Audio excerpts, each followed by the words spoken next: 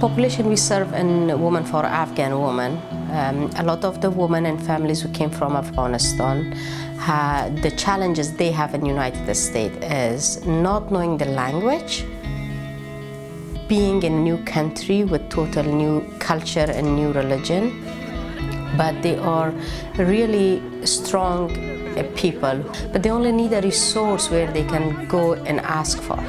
And I think Women for Afghan Women is that place for many of the Afghans here in New York. This is my family. So we have ESL classes in our adult education program. We prepare them to take their driving permit test. We prepare them to give the citizenship test. We have a youth program for the young Afghan girls. You want to be an activist for Muslims? We want to make sure these girls think of themselves as leaders.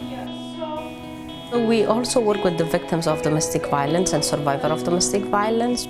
Our case managers and caseworker works to make sure that they get the right counseling.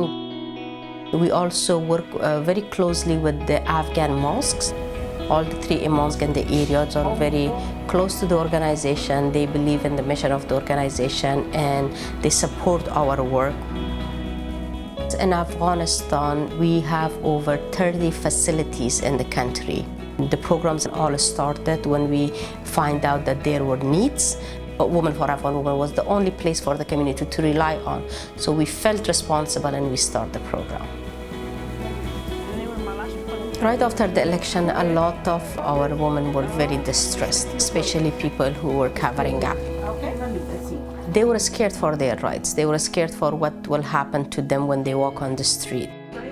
So when we heard of the Women's March in DC, in just a few phone calls, I realized that we had more than 50 women said that they want to go to the march. For many of these women, it was the first time that they were participating in a rally. And for many of the women, it was the very first time to leave the Queensboro. But the joy that you saw in everybody's face was because they were happy that they were going to stand and ask for their rights. Because in Afghanistan, our sisters may not have that. So it was an amazing experience for many of them.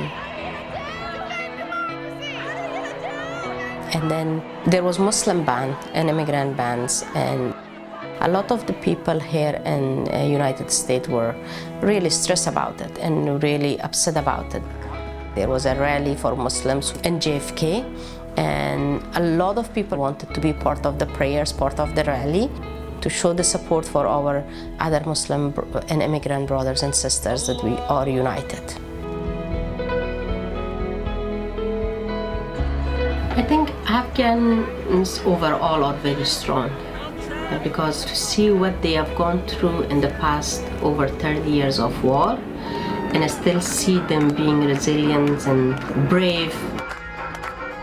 I have seen people are being thirsty for education and being strong and independent and try to stand on their own. I think that's what to me means Afghan women rising, being different from what the people before them were.